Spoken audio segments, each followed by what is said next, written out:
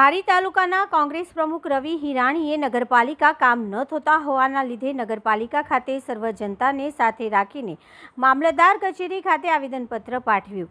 ધારી તાલુકાની જનતાને 2 નંબર લગ્ન નોંધણી સાથે સ્ટ્રીટ લાઇટના પ્રશ્નો, ગંદકીના પ્રશ્નો તેમજ નગરપાલિકાના ચીફ ઓફિસરની કાયમી નિમણૂક કરવા માટે સાથે ધારી શહેર અને ગ્રામ્ય વિસ્તારને નગરપાલિકા વહીવટથી પડતી મુશ્કેલીને લઈને આવેદનપત્ર પાઠવવામાં આવ્યું હતું। ધારી શહેરના વિવિધ સંસ્થા તેમજ કોંગ્રેસના કાર્યકરો આવેદનપત્ર પાઠવવા કાર્યક્રમમાં જોડાયા હતા। સાથે કોંગ્રેસ પ્રમુખ રવિભાઈ હિરાણીએ ચીમકી ઉચ્ચારી છે કે જો આવનારા 15 દિવસમાં નગરપાલિકાની કામગીરી યોગ્ય રીતે નહીં થાય તો ઝલક આંદોલનની શરૂઆત ધારી ખાતેથી કરવામાં આવશે। રિપોર્ટર ડામોર વનરાજભાઈ, ધારી।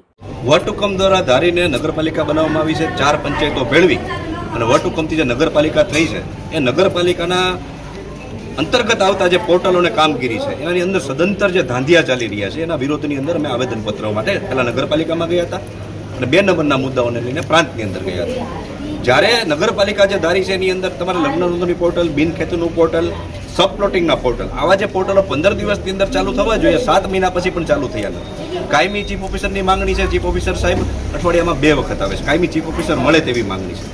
સફાઈને લઈને ડમ્પિંગ યાર્ડનો અમારો મુદ્દો છે, લાઇટનો લઈને અમારો પ્રશ્ન છે કે ભાઈ નવી જ્યાં સુધી પોલવાળી જે આખી લાઇટ ન હોય ત્યાં સુધી જે લેમ્પો છે એ ચાલુ કરાવી અને સમગ્ર ગામની અંદર અજવાળા કરવામાં આવે। પણ એક અમે ચીમકી આપેલી હતી, ત્યારબાદ થોડીક કામગીરી અને લગ્ન નોંધણીનું એક પોર્ટલ ચાલુ અત્યારે કર્યું છે, બાકી તમામ પોર્ટલો બંધ છે।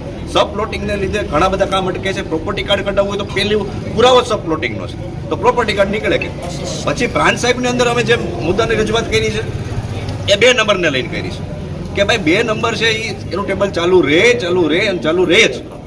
કેમ કે જ્યારે તમે સિટી સર્વે કરો છો 2002 અને 2001ની અંદર અહીંયા થયો છે, એની કામગીરી આગળ વધી નથી। જેનો પ્રોપર્ટી કાર્ડ નંબર, એના પ્રોપર્ટી કાર્ડ તમે નંબર આપો, બાકીનાનું 2 નંબરનું ટેબલ બંધ ન જ કરી શકાય। બહુ તાકાતથી કહું છું, બહુ જવાબદારીપૂર્વક કહું છું। અને જો કરી શકાય તો તમે બધાય બંધ કરી દો। અમરેલી જિલ્લાની તમામ નગરપાલિકાઓ 2 નંબર આપે છે।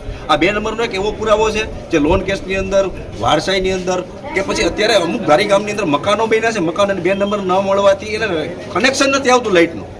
છોકરાઓને ફી માટે લોન લેવી છે તો એ 2 નંબરની લોન નથી લેવાતી। એટલે 2 નંબરનો પુરાવો બહુ અગત્યનો પુરાવો છે ને, એને બંધ ન કરી શકાય, ક્યાંય બંધ નથી તો ધારીમાં જ શું કામ આવો અન્યાય અમારી સાથે શું કામ, એવી રજૂઆત કરવા માટે અમે પ્રાંત કચેરી આવ્યા છે અને અલ્ટિમેટમ આપ્યું છે।